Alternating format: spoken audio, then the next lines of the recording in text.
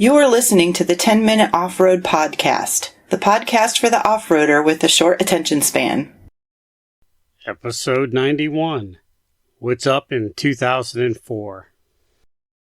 A polar bear walked into a bar and asked the bartender, "Can I have a rum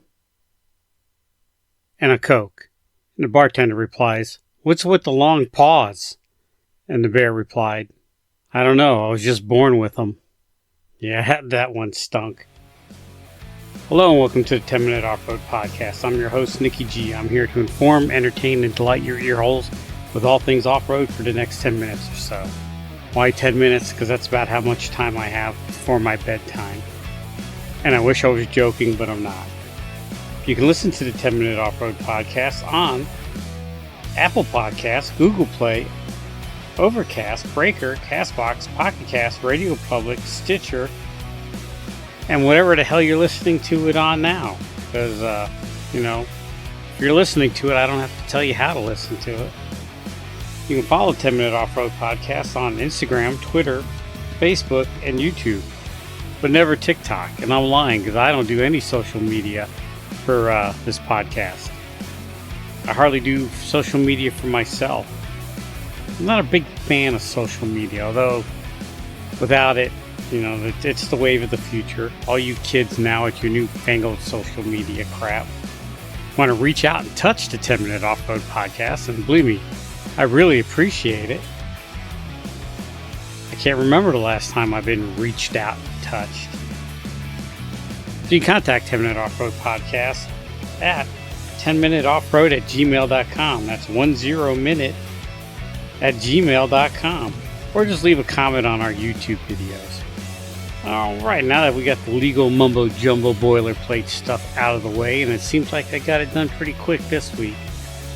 I kind of remembered it being a little longer than that.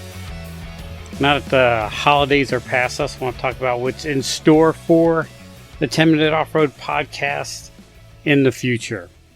And believe me, not a whole hell of a lot. I'm just going to wing it by ear like I do every year. A few events coming up I want to go to. Some organized events are the Southwest Virginia Jeep Invasion up in, Southwest Virginia, up near Wrightsville area. Can't remember the name of the town that it's in. It'll come to me, but man, it's near Wrightsville. That's on July 13th. I'm planning on going to be up there, and I think I'm going to make a week of it. And I'll get into a few details on that later.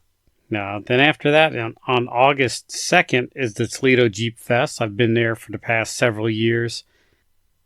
Last year, I didn't spend the night there. I just kind of drove up there, went to it, and left. This year, I'm going to stay in their overlanding section that they have. I stayed in their tent camping the year before that and enjoyed myself, although I was the only person tent camping there, and I could see all the overland people and they seem to be having a good time.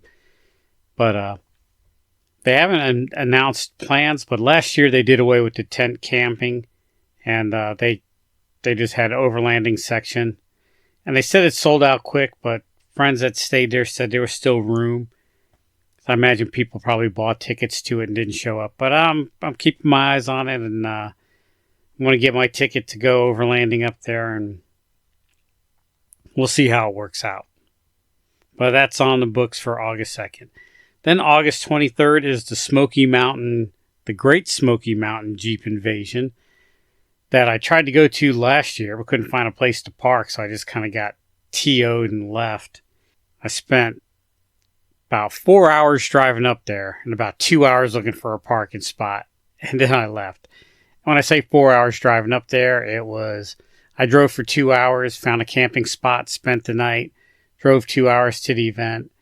If I go this time, I'm going to go there like 2 in the morning so I can find a parking spot. Getting there at about 11 o'clock noonish on Saturday was not the smartest thing I ever did. And that's it for organized events. I'm sure there'll be a few more that pop up that I'll go to. I'm going to try to go to as many Jeep stuff as I can.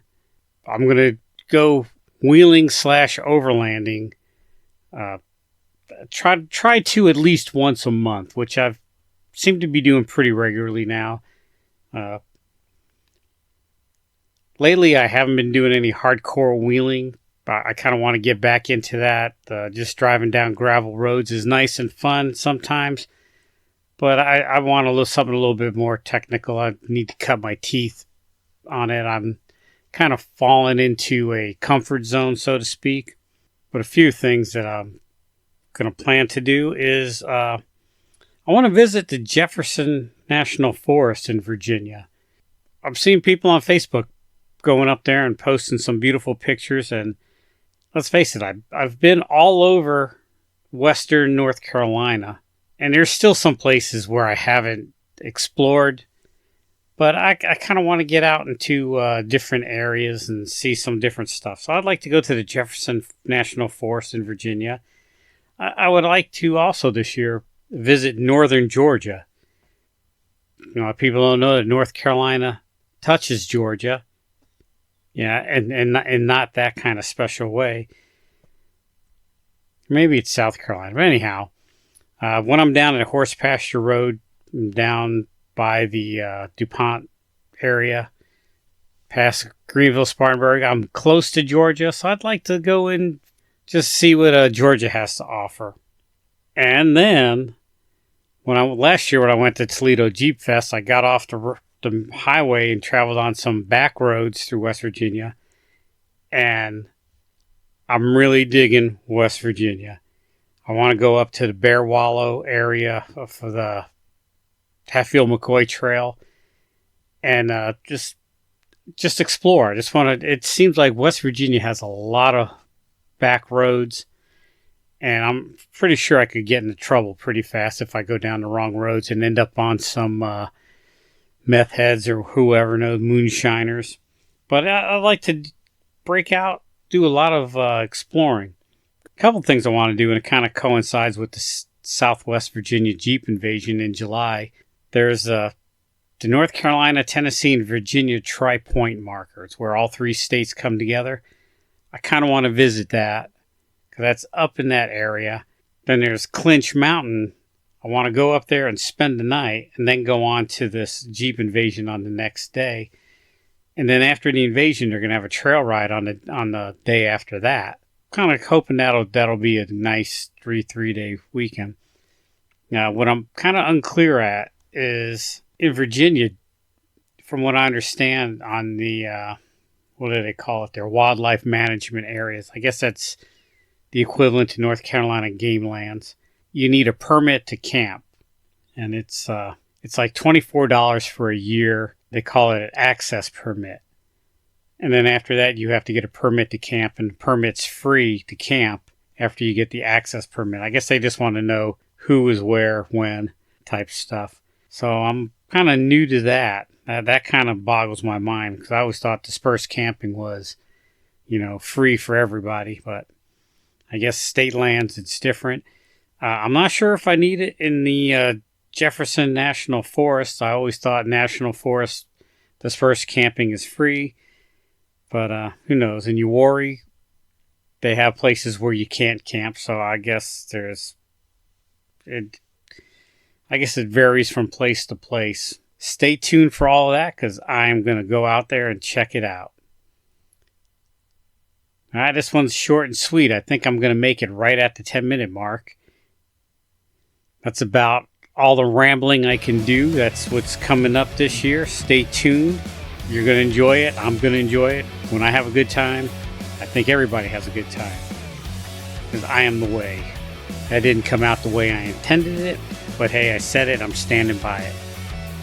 Oh yeah, and always, thanks for listening. Appreciate it. Love you guys. Mean it.